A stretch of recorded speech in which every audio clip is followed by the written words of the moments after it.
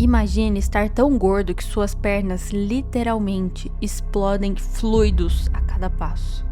Imagine que o cheiro do seu próprio corpo seja tão insuportável que servos vomitam ao entrar ao seu quarto.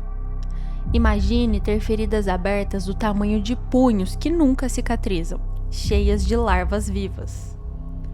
Agora imagine que você é o rei da Inglaterra, o homem mais poderoso da Europa, e todos ao seu redor precisam fingir que você não está apodrecendo vivo. Esse foi Henrique VIII nos seus últimos anos. O mesmo rei que você conhece dos livros de história, o que teve 6 esposas, que criou a igreja anglicana, que foi retratado como um gigante poderoso e morreu de uma forma tão absolutamente horrível que levou 11 dias para o seu corpo finalmente desistir. E o que aconteceu depois da morte dele? Isso é ainda mais perturbador. Envolve um caixão que explodiu, cachorros lambendo sangue real e um encobrimento macio que durou séculos. Se você acha que a morte de Elizabeth I foi perturbadora, espere até conhecer como seu pai morreu, porque o que você vai ouvir hoje vai fazer você nunca mais olhar para os retratos de Henrique VIII da mesma forma. Henrique VIII não começou assim. Quando jovem, ele era considerado um dos homens mais bonitos da Europa. Alto, tinha 1,88 em uma época onde a média era 1,65. Atlético, excelente cavaleiro, jogador de tênis, lutador.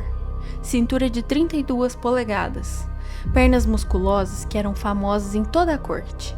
Cabelo ruivo brilhante, olhos penetrantes. Ele era literalmente a fantasia de todo o reino. Poderoso, bonito, inteligente e carismático. Mas então, em 1536, tudo mudou em um único dia.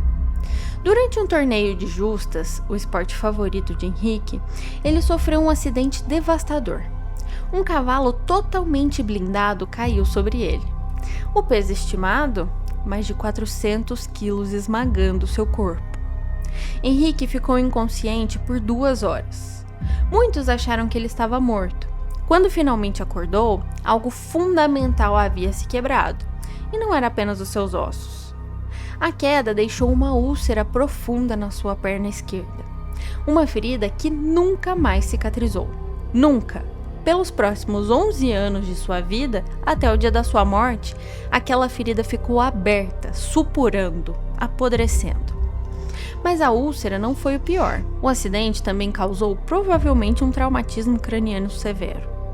Historiadores e médicos modernos acreditam que Henrique sofreu dano cerebral que mudou radicalmente a sua personalidade. O rei carismático e relativamente benevolente se tornou paranoico, cruel, explosivamente violento. Ele começou a executar pessoas por capricho, incluindo 2 de suas próprias esposas. Seu peso explodiu, sua saúde entrou em colapso total. E a úlcera na perna continuou crescendo e apodrecendo por 11 anos. Vamos falar o que realmente aconteceu com o corpo de Henrique VIII nos seus últimos anos. E aviso, isso é extremamente perturbador. A úlcera nas pernas, porque eventualmente se tornou úlceras no plural, tinha o tamanho de punhos. Médicos da época descreveram como crateras nas coxas de Henrique que iam até o osso. Elas secretavam pus constante. O cheiro era tão forte que as pessoas conseguiam sentir quando o rei estava se aproximando de um cômodo antes de vê-lo. Mas aqui está o detalhe que vai te dar arrepios. As feridas estavam cheias de larvas. Isso mesmo. Moscas depositavam ovos nas úlceras abertas, e larvas vivas se desenvolviam dentro das pernas do rei. Os médicos precisavam remover as larvas manualmente, várias vezes por dia, usando pinças. Henrique gritava de dor durante esses procedimentos, mas as larvas voltavam sempre. Na verdade, alguns médicos da época acreditavam que as larvas eram boas. Achavam que elas limpavam a carne morta. Então, às vezes, deixavam algumas larvas propositalmente dentro das feridas. Pense nisso. O rei da Inglaterra tinha larvas sendo criadas dentro do seu corpo, e isso era considerado um tratamento médico. O peso de Henrique explodiu de cerca de 90 quilos para estimados 180 a 200 quilos nos seus últimos anos. Sua cintura passou de 32 polegadas para 54 polegadas, quase 137 centímetros de circunferência. Ele estava tão gordo que não conseguia mais andar. Precisavam carregar o rei em uma cadeira especial, operada por um sistema de roldanas e cordas. Eram necessários 4 homens fortes apenas para mover o rei de um cômodo para o outro. Subir escadas? Impossível. Construíram rampas especiais e um sistema de guinchos para elevar o rei entre os andares. Imagine, o homem mais poderoso da Inglaterra sendo içado como um saco de carne. Mas a obesidade era apenas um sintoma, porque o Henrique também desenvolveu, provavelmente, diabetes tipo 2 severo, explicando as feridas que não cicatrizavam, gota crônica, uma dor excruciante nas articulações, insuficiência cardíaca, que era um inchaço massivo nas pernas, uma possível síndrome de Cushing, explicando a obesidade extrema, e osteomielite, infecção óssea crônica nas pernas. Cada respiração era um esforço. Ele roncava tão alto que guardas postados de fora dos seus aposentos conseguiam ouvi-los. Frequentemente parava de respirar durante o sono, o que chamamos hoje de apneia do sono severa, e acordava sufocando, em pânico. Em janeiro de 1547, ficou claro que Henrique VIII estava morrendo, mas ninguém podia dizer isso. Por quê? Porque prever a morte do rei era considerada alta traição, punível com execução. Então todos na corte fingiam que o rei estava apenas indisposto, enquanto viam ele claramente entrando em colapso total. Vamos dia a dia pelos últimos 11 dias de Henrique VIII. Dia 1, 18 de janeiro. Henrique desenvolve febre alta. As úlceras nas pernas começam a supurar ainda mais profundamente. Ele mal consegue ficar consciente, alternando entre sono febril e delírio. Mas ainda mantém audiências, porque admitir fraqueza é impensável. Nos dias 2 a 3, a febre aumenta. Henrique começa a ter alucinações. Ele grita pelos nomes de esposas mortas, tanto as executadas quanto as que morreram naturalmente. Servos relatam que ele conversa com Ana Bolena, a esposa que ele mandou decapitar. Dia 4, as pernas de Henrique incham tanto que a pele começa a rachar. Fluido sanguinolento escorre das rachaduras. O cheiro é descrito como insuportável, uma mistura de carne podre, pus e infecção. Servos precisam queimar ervas aromáticas constantemente no quarto. Dia 5. Henrique não consegue mais comer. Sua garganta está tão inchada que ele mal consegue engolir água. Médicos tentam forçar caldo, mas ele vomita imediatamente. O vômito é descrito como tendo aparência e cheiro de carne podre. Dia 6 a 7. O rei fica cada vez mais delirante. Ele tem momentos de lucidez aterrorizante, onde percebe que está morrendo, mas então mergulha de volta no delírio. Durante um momento lúcido, ele pede para ver seu filho Eduardo.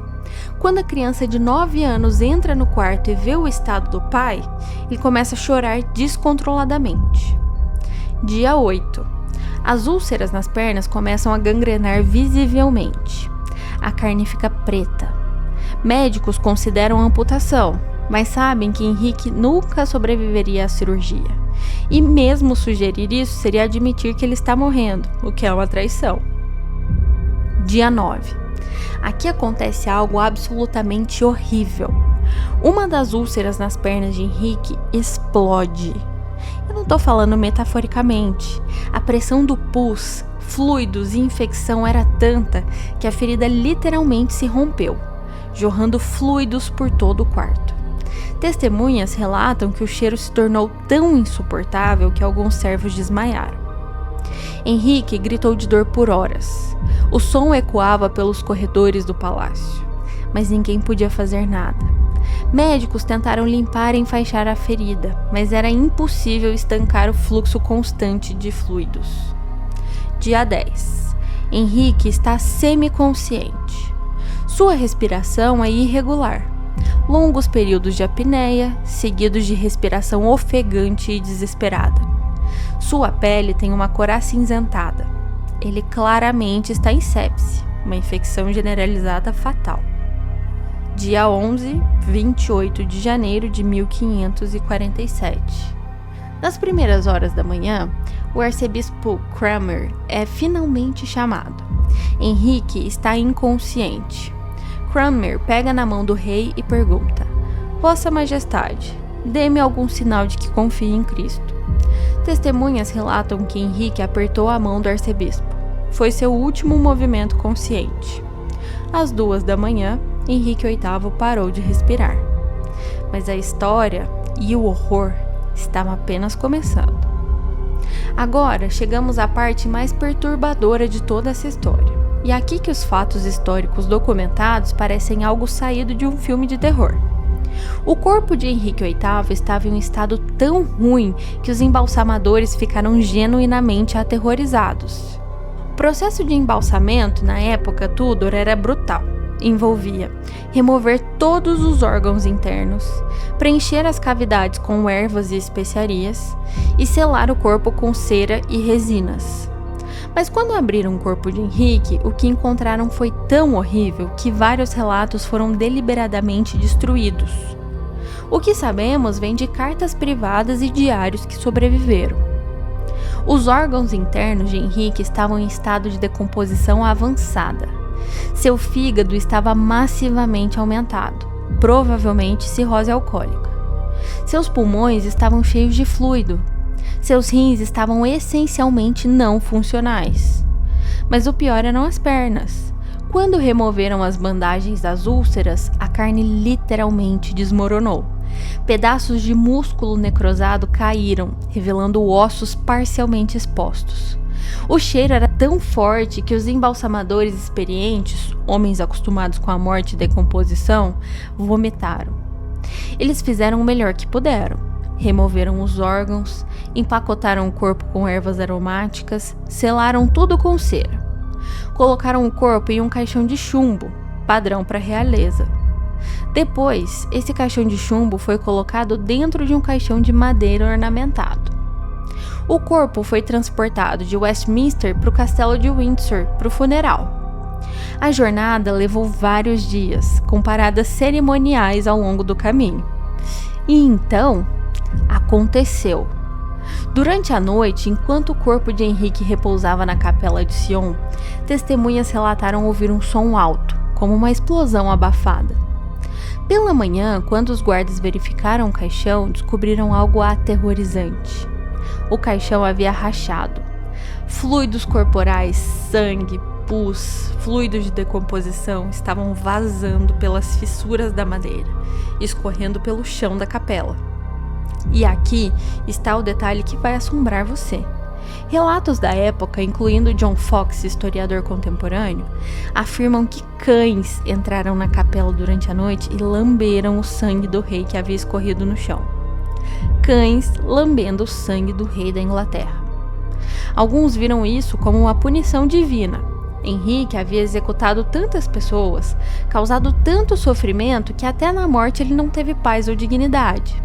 Seu próprio corpo se recusou a ser contido, explodindo e sendo profanado por animais. Então, o que realmente causou o caixão a explodir? Médicos e historiadores modernos têm algumas explicações. Possivelmente pode ter ocorrido uma decomposição acelerada. O corpo de Henrique estava em estado avançado de decomposição antes da morte devido às infecções massivas. Quando morreu, as bactérias que já consumiam suas pernas vivas haviam se espalhado rapidamente. Gases de decomposição. Bactérias produzem gases, principalmente metano e sulfeto de hidrogênio. Em um corpo normal, isso acontece gradualmente. Mas no corpo massivamente obeso e já infectado de Henrique, a produção desses gases foi explosiva. O caixão de chumbo hermético criou uma pressão massiva. Falha no embalsamento. Os embalsamadores simplesmente não conseguiam trabalhar adequadamente com o corpo em tal estado de deterioração. Matéria orgânica suficiente permaneceu para continuar decompondo. Calor corporal residual. O corpo de Henrique era tão massivo que reteve calor por mais tempo, acelerando a decomposição bacteriana. Alguns médicos modernos estimam que o corpo de Henrique estava produzindo gases em uma taxa de cerca de 3 a 4 vezes mais rápida que um corpo normal. A pressão dentro do caixão de chumbo deve ter sido imensa, e quando finalmente excedeu a capacidade estrutural do caixão de madeira externo, explodiu. Obviamente, a corte entrou em pânico total.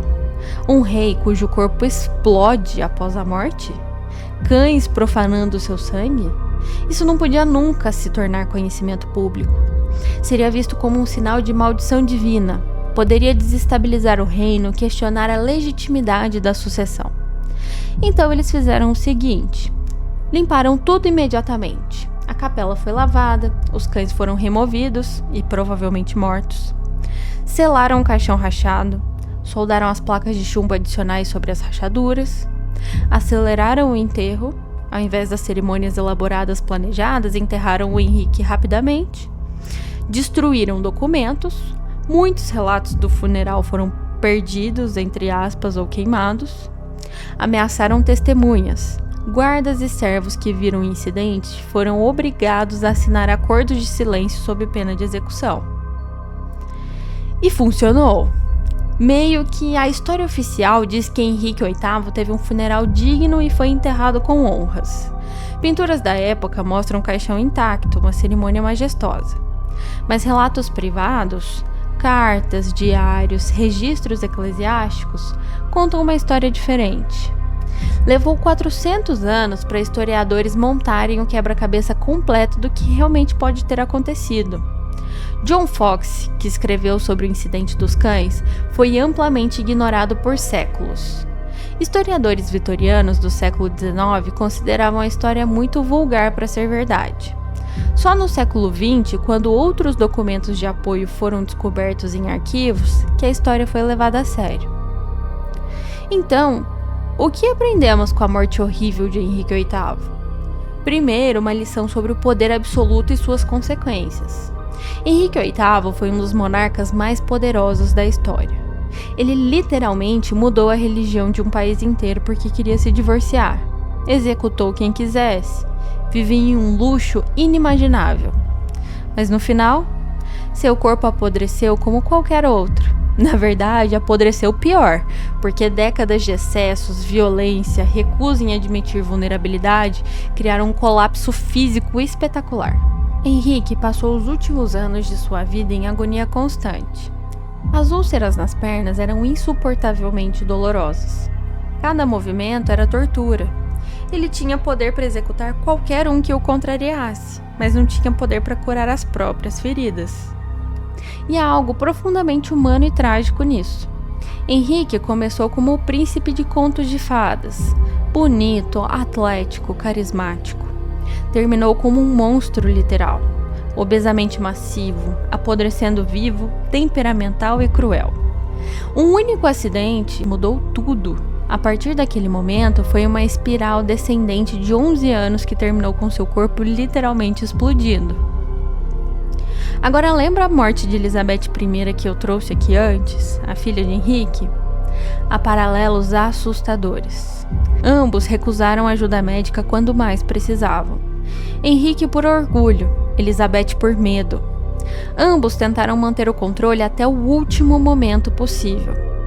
Ambos tiveram mortes que foram encobertas porque a realidade era muito perturbadora. Ambos apodreceram antes de morrer. Literalmente, suas peles se decompuseram enquanto ainda estavam vivos. A morte de Henrique VIII não foi apenas horrível, foi simbólica. Aqui estava um homem que teve poder absoluto, que mudou a religião de uma nação, que executou 2 arcebispos, 2 de suas esposas, dezenas de nobres, que viveu em luxo inimaginável e indulgência sem limites. E no final, seu corpo literalmente desmoronou, explodiu, foi profanado por cães. Se essa história te chocou tanto quanto a da Elizabeth I, deixa o seu like nesse vídeo. Compartilhe com amigos que acham que conhecem a história, porque eu garanto que não ensinaram isso na escola. Inscreva-se no canal e deixe nos comentários. Você acha que Henrique VIII mereceu essa morte horrível depois de tudo que fez? ou ninguém merece morrer assim, não importa o quão cruel tenha sido. A história não é feita de heróis perfeitos ou de vilões unidimensionais. É feita de pessoas. Pessoas que são complexas, falhas, que sangravam, que apodreciam e que morriam como qualquer um de nós. Só que às vezes, de algumas formas espetacularmente horríveis. Obrigada por ter estômago forte o suficiente para assistir até o final. Nos vemos no próximo vídeo.